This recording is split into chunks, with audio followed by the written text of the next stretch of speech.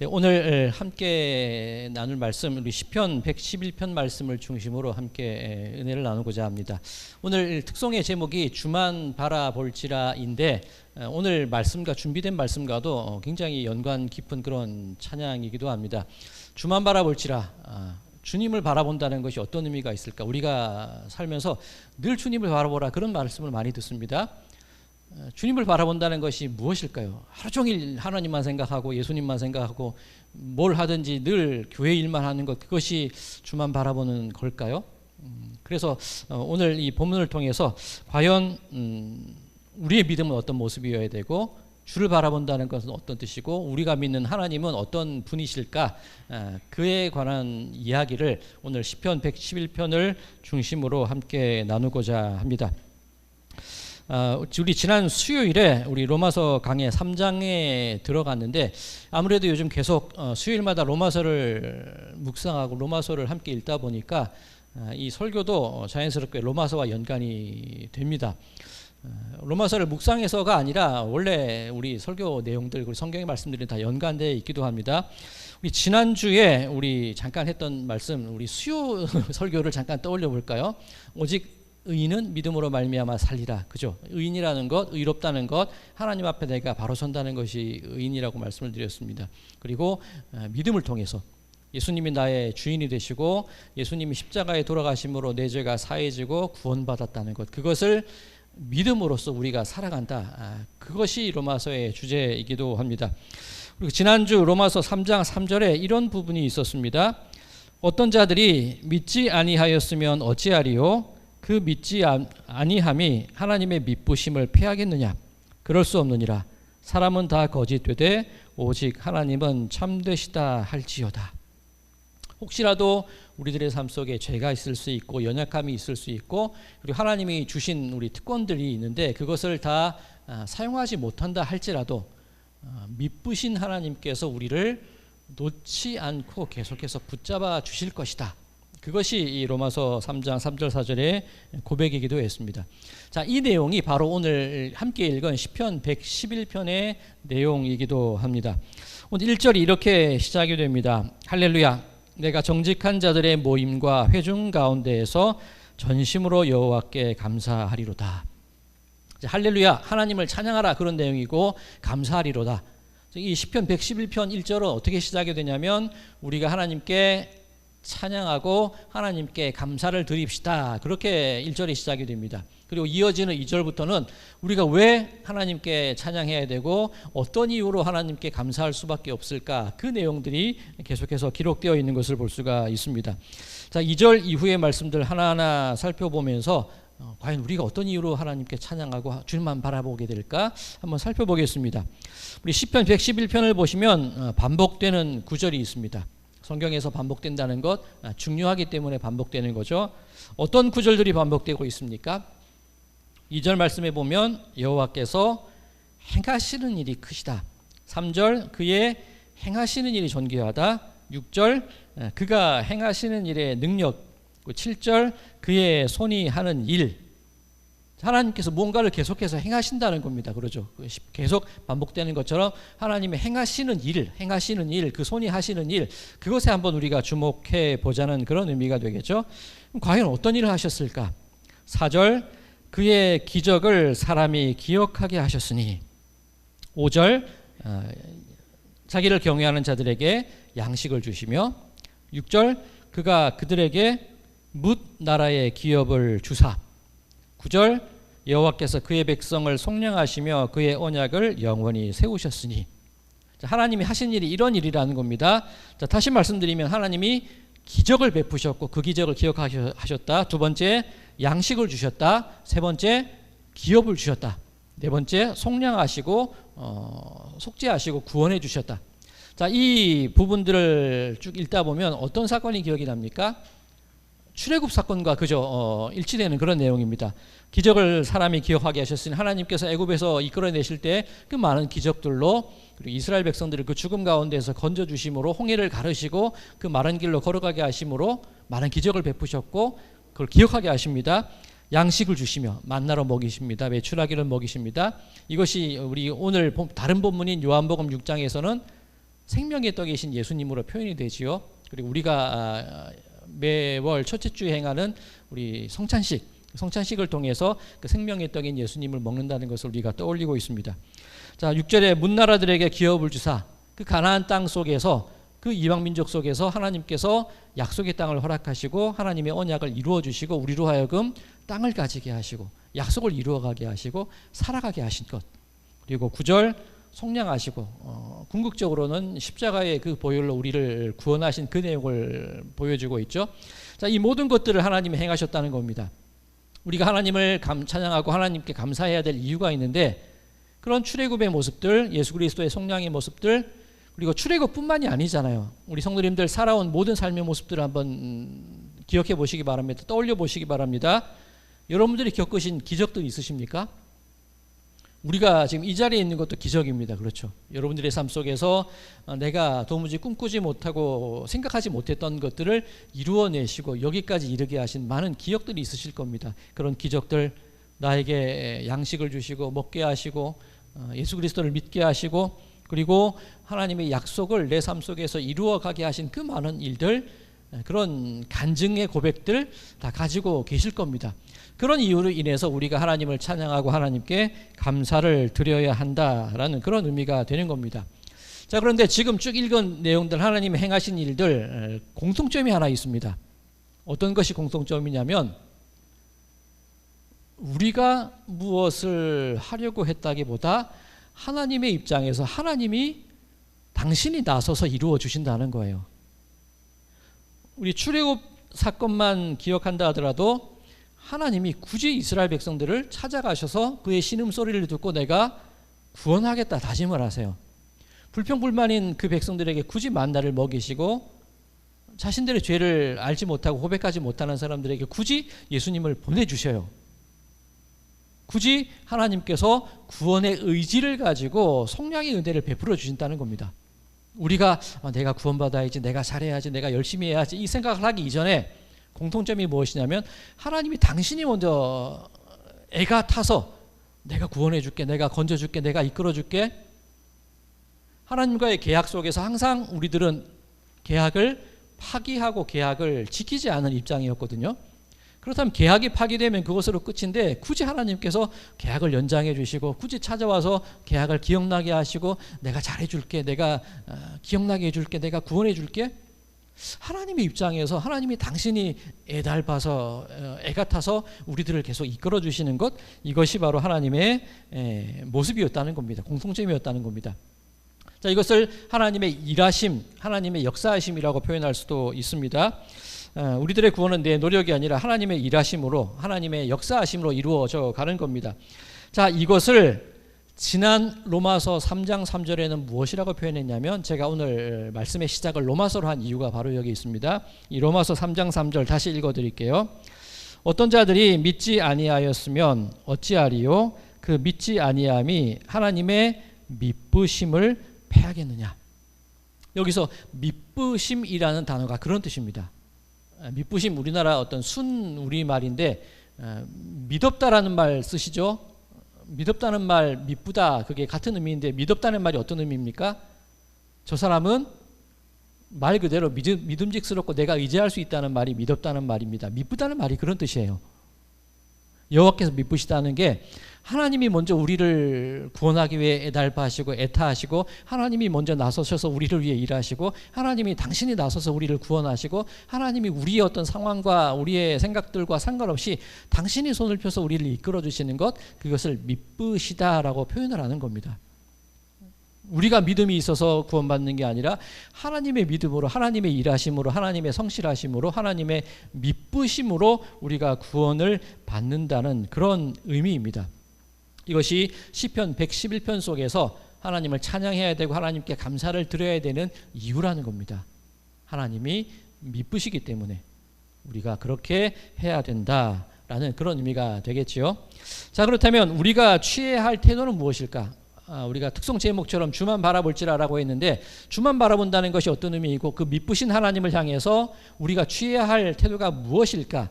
이것을 시편 111편은 이렇게 표현하고 있습니다. 10절 말씀입니다. 여호와를 경외함이 지혜의 근본이라.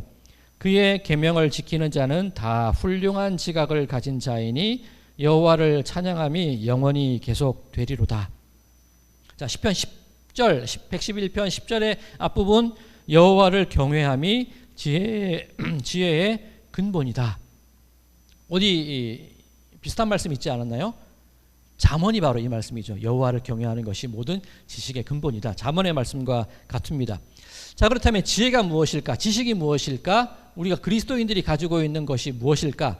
내가 똑똑해서 내가 올바른 판단력을 가지고 있어서 내가 살아온 경험이 많아서 그거를 지혜다? 그렇게 표현하지는 않습니다. 성경이 말하는 지혜가 무엇일까? 오늘 우리가 살펴볼 또 다른 본문인 에베소서 5장 말씀 가운데 지혜에 관한 말씀이 나오는 것을 볼 수가 있습니다. 에베소서 5장 15절 제가 읽어드리겠습니다. 그런즉 너희가 어떻게 행할지를 자세히 주의하여 지혜 없는 자 같이 하지 말고 오직 지혜 있는 자 같이 하여. 지혜 있는 자 같이 행하라는 겁니다. 근데 지금 드린 질문이 무엇이죠? 지혜가 무엇이냐? 지식이 무엇이냐? 우리 그리스도인들이 행해야 될 것이 무엇이냐? 그런 질문으로 시작했습니다. 에베소서 5장 말씀이 그런 지혜롭게 살아가라는 거예요. 과연 에베소서가 말하는 지혜가 무엇일까? 자, 에베소서 1장 17절에서 19절을 보면 사도 바울의 기도의 내용이 나오는데 그 가운데 지혜가 무엇인지에 관해서 바울이 얘기하고 있습니다. 에베소서 1장 17절에서 19절 제가 읽겠습니다. 우리 주 예수 그리스도의 하나님 영광의 아버지께서 지혜와 계시의 영을 너희에게 주사. 자, 이제 지혜가 뭔지 나오는 겁니다. 지혜와 계시의 영을 하나님이 주셨다는 겁니다. 자, 에베소서 1장 17절 그 다음 구절입니다. 하나님을 알게 하시고. 자, 지혜의 첫 번째는 하나님을 아는 것이 지혜라는 겁니다. 자, 에베소서 1장 18절 계속해서 너희 마음의 눈을 밝히사 그의 부르심의 소망이 무엇이며 성도 안에서 그 기업의 영광의 풍성함이 무엇이며. 지혜의 첫 번째는 하나님을 아는 것이 지혜이고 두 번째 지혜가 무엇이냐면 그의 부르심의 소망이 무엇이며 하나님이 나를 왜 부르셨는지를 깨닫는 게 지혜라는 겁니다. 성도 안에서 그 기업의 영광의 풍성함이 무엇이며 하나님이 나를 부르셨고 나를 이 자리로 이끌어 오셨는데 나로 하여금 하나님이 어떻게 살아가게 하고 어떻게 풍성하게 할지를 바라보는 게 지혜라는 겁니다. 자, 세 번째 19절 그 힘의 위력으로 역사하심을 따라 믿는 우리에게 베푸신 능력의 지극히 크심이 어떠한 것을 너희로 알게 하시기를 구하노라. 하나님이 힘이 많으시고 그 능력이 풍부하셔서 하나님을 알게 하고 우리를 구원하시고 우리를 통해 이루고자 하시는 그 모든 것들이 하나님의 능력에 의해서 이루어져 나간다는 것, 그것을 올바로 보아 아는 것을 지혜라고 말한다는 겁니다. 그래서 정리해 볼까요? 지혜가 무엇이죠? 하나님을 아는 것, 그리고 왜 나를 부르셨고 나를 통하여 어떻게 살아가게 하실 것인지를 아는 것, 내 인생의 목적을 아는 것, 그리고 내 인생의 목적을 이루어가기 위해서 하나님께서 큰 권능으로 우리를 인도하실 것이라는 것을, 그것을 똑바로 보아 아는 것, 이게 지혜라는 겁니다. 어떻게 처세술에 능하고 어떻게 일을 해나가고 어떤 사업을 벌이고 그게 지혜라기보다는 하나님을 올바로 아는 것, 나를 통하여 이루고자 하시는 것을 아는 것, 그 능력으로 나를 이끌어 주실 것을 아는 것, 그 아는 것이 성경이 말하는 지혜라고 에베소서는 표현하고 있습니다. 자, 오늘 다시 시편 111편 돌아와서요. 이 본문 111편 9절과 10절이 이 지혜에 대해서 정리를 하고 있는 것을 볼 수 있습니다. 자, 9절과 10절 읽어드리겠습니다. 여호와께서 그의 백성을 속량하시며 그의 언약을 영원히 세우셨으니 그의 이름이 거룩하고 지존하시도다. 여호와를 경외함이 지혜의 근본이라 그의 계명을 지키는 자는 다 훌륭한 지각을 가진 자이니 여호와를 찬양함이 영원히 계속되리로다. 백성을 속량하시고 언약을 세우시고 그 이름이 영원하시고, 이게 바로 이 지혜를 안다는 거라는 거예요. 하나님의 언약을 아는 것이 지혜라는 그런 의미입니다. 자, 그런데 오늘 설교의 제목이기도 하고 오늘 설교가 목적하는, 여러분과 함께 나누고자 하는 목적하는 그 내용이 바로 오늘 설교의 제목이기도 한데, 설교의 제목 잠깐 보시면 훌륭한 지각을 가진 자라는 그런 구절이 있습니다. 이 훌륭한 지각을 가진 자, 이 말이 좀 어렵습니다. 새 번역에서는 바른 깨달음이라고 되어 있고 공동 번역에서는 슬기를 깨친 사람이라고 되어 있는 것을 볼 수가 있습니다. 자, 말이 어려운데 이 훌륭한 지각을 가진 자, 다른 뜻이 아니라 앞서 말씀드린 하나님의 지혜가 무엇인지를 아는 게 훌륭한 지각을 가진 자라는 것의 의미입니다. 자, 오늘 또 다른 본문인 요한복음 6장으로 넘어갈까요? 오늘 너무 왔다 갔다 하는데 잘 따라오시기 바랍니다. 요한복음 6장이 생명의 떡에 관한 그런 내용입니다. 그런데 요한복음 6장 56절에 보면 이런 구절이 있습니다. 내 살을 먹고 내 피를 마시는 자는 내 안에 거하고 나도 그의 안에 거하니. 그런 생각해 보지 않으셨습니까? 우리가 예수님을 믿고 예수님을 따르는 것, 그거야 우리의 구원, 우리들의 삶의 방향을 위해서 그렇게 할 수 있습니다. 그런데 나도 그의 안에 거하니? 예수님이 우리 안에 거해 주시겠다 그래요. 내가 뭔데? 내가 어떤 자격도 없는데? 내가 뭐라고 예수님이 내 안에 머물러 주시겠다고 약속을 하고 계시는 걸까요? 자, 지금 말씀을 잠깐 정리해 보면 오늘 설교의 제목 훌륭한 지각을 가진 자, 이것이 어떤 의미이냐면 지혜를 가진 자, 그것이 훌륭한 지각을 가진 자고, 그것을 다르게 표현하면 예수님이 내 안에 머물러 있는 자, 그것을 의미하는 겁니다. 오늘 시편 111편이 이렇게 시작이 됐습니다. 할렐루야, 내가 정직한 자들의 모임과 회중 가운데에서 전심으로 여호와께 감사하리로다. 자, 여기서 정직한 자라는 단어가 나오는데, 이 정직하다는 것, 우리가 생각하는 정직은 솔직한 것, 거짓이 없고 올바로 행하는 것을 정직이라고 생각을 합니다. 그런데 성경이 말하는 정직은 그게 아니에요. 하나님 앞에 정직하라는 게 거짓말하지 않고 속이지 않고 내 모든 속에 있는 것까지 다 꺼내놓는 것, 그것을 정직이라고 의미하지는 않습니다. 시편 1편이 말하는 정직한 자, 성경이 말하는 정직한 자는 훌륭한 지각을 가진 자, 하나님의 지혜를 가진 자, 예수님이 내 안에 계신 자, 그것을 정직한 자라고 말하는 겁니다. 다른 의미가 아니라 정직, 바를 정자에 곧을 직자입니다. 그죠? 내가 하나님 앞에 곧게 서 있는 것이 정직이라는 거예요. 내가 당당하게 서 있겠습니다. 그 말이 아니라 내가 다른 길로 가지 않고 하나님 앞에 오로지 서 있겠습니다. 오늘 특송의 제목인 주만 바라볼지라가 바로 그런 의미예요. 내 삶 속에서 주님을 바라본다는 것, 잠도 안 자고 항상 하나님만 바라보겠다는 그 의미가 아니라 내가 내 속에 예수님을 모시고 있는 사람이고 내가 지혜로 하나님을 바라본다는 것이고 내 인생 속에서 하나님 앞에 올바로 서 있겠습니다라는 그 의미가 정직한 자, 주만 바라볼지라 하는 그 말의 의미라는 겁니다. 자, 이것을 정리해 나가면 이 에베소서 5장으로 다시 돌아와야 되는데, 에베소서 5장 15절 제가 읽어드릴게요.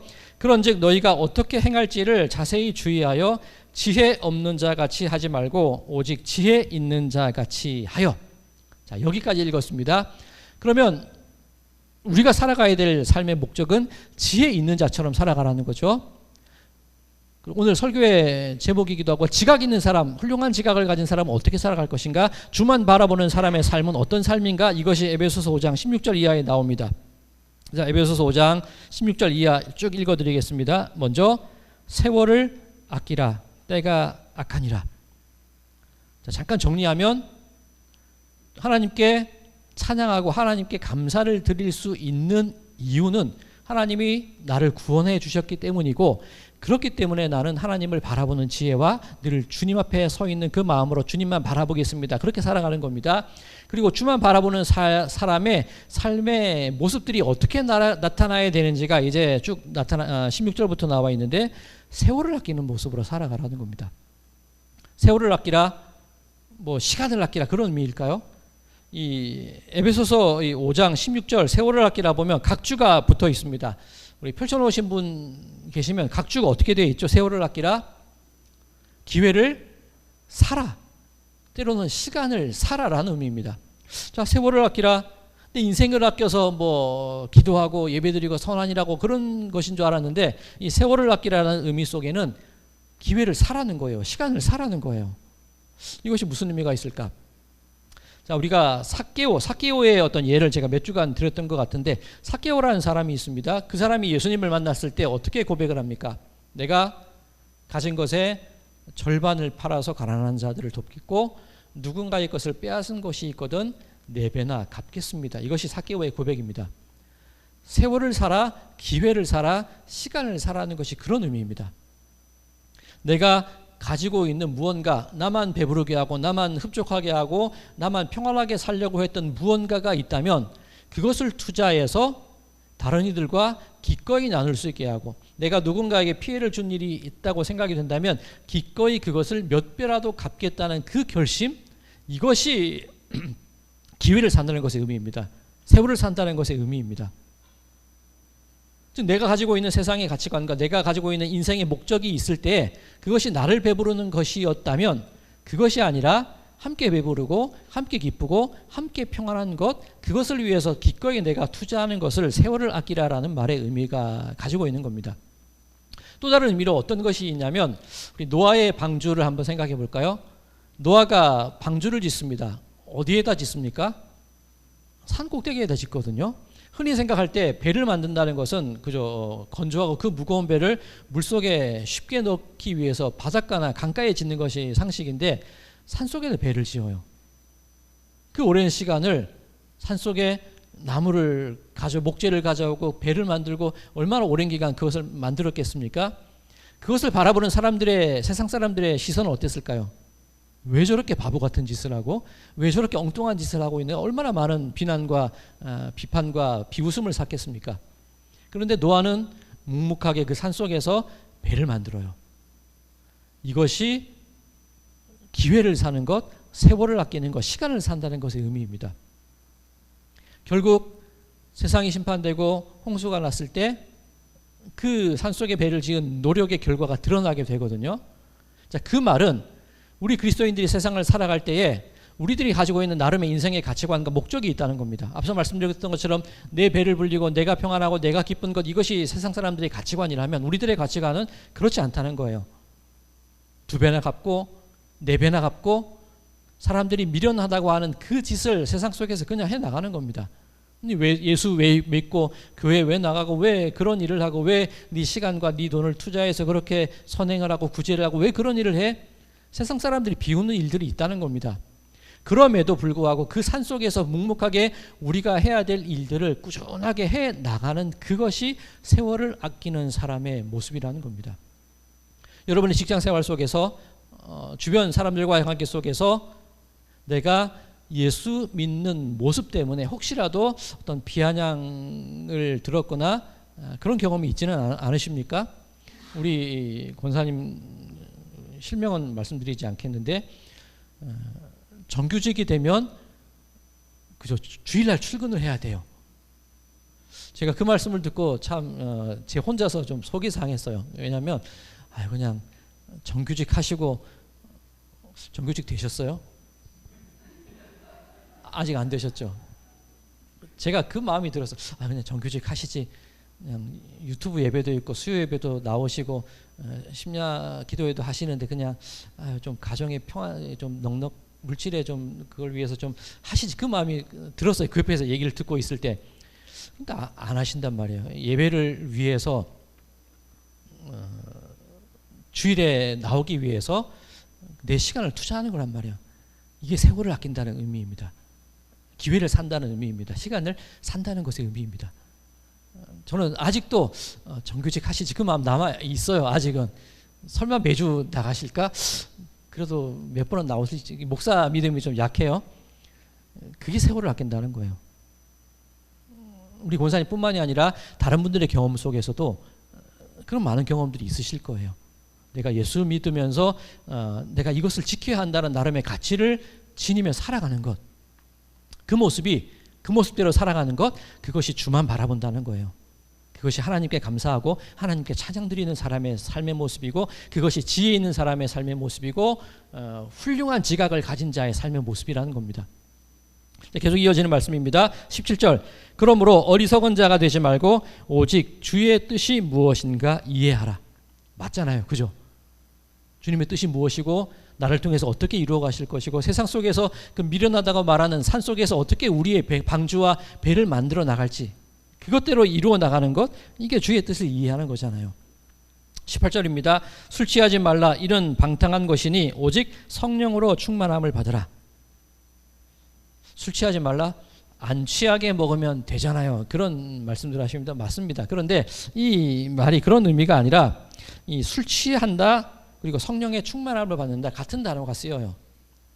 즉 성령의 충만함을 받는다는 것은 우리들의 인생을 살아갈 때 나를 주관하는 분이 또 술이라든가 외적인 위로라든가 또 외적인 즐거움이 나를 유지하고 나를 버티게 하는 힘이 되는 것이 아니라는 겁니다.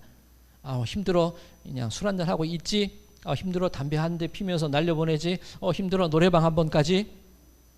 그것이 아니라 힘들어 성령께서 나를 주관하시겠지. 하나님이 위로하시겠지. 하나님이 이루어 주시겠지. 하나님이 이끌어 주시겠지.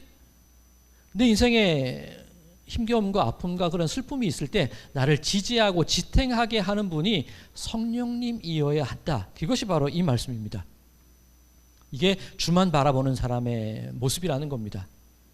지지하고 지탱하고 이기게 하는 힘이 믿음으로부터 하나님으로부터 나오게 살아가는 것 이것이 주만 바라보는 자의 삶이라는 겁니다. 19절 시와 찬송과 신령한 노래들을 서로 화답하며 너희의 마음으로 주께 노래하며 찬송하며 오늘 시편 111편의 주제가 그거잖아요. 하나님께 찬양하며 하나님께 감사를 드리며 자 에베소서 5장 20절입니다. 범사에 우리 주 예수 그리스도의 이름으로 항상 아버지 하나님께 감사하며 결국 시편 111편 1절 말씀으로 연결됩니다. 자, 주만 바라볼지라 우리 성도님들의 삶 속에서 하나님께서 나를 이끌고 계시고 나를 결코 놓지 않으실 것이라는 그 믿음을 가지고 살아가신다면 그 속에 살아가는 우리들의 모습이 훌륭한 지각을 가진 자의 모습으로 살아가게 될 줄로 믿습니다. 앞으로 살아가시는 우리 성도님들의 삶 속에서 세상 속에서 직장 속에서 여러 사람들과의 관계 속에서 혹은 가족들과의 관계 속에서 내가 지녀야 할 모습 세월을 아끼고 성령의 충만함으로 살아가고 하나님께 감사하고 하나님께 찬양을 드리며 살아가고 하나님의 언약 안에서 살아가는 그 모습 그렇게 살아가실 때에 우리들의 삶은 그것이 우리 정 목사님 기도하신 것처럼 승리하는 삶이고 승리하는 길이 될 줄로 믿습니다. 바라기는 주만 바라볼지라 훌륭한 지각을 하나님을 아는 지혜를 그리고 하나님을 찬양하며 하나님을 감사하는 삶을 살아가심을 통하여서 세상 속에서 그 높은 산 속에서 미련하게 방주를 지어가는 사람들의 모습처럼 믿음의 모습들을 만들어 가시고 믿음의 일들을 행해 가시고 그를 통하여 결국 그 구원의 방주를 통하여 구원받고 승리하고 평안을 누리며 살아가시는 모든 분들의 삶이 되시기를 주님의 이름으로 간절히 축원드립니다.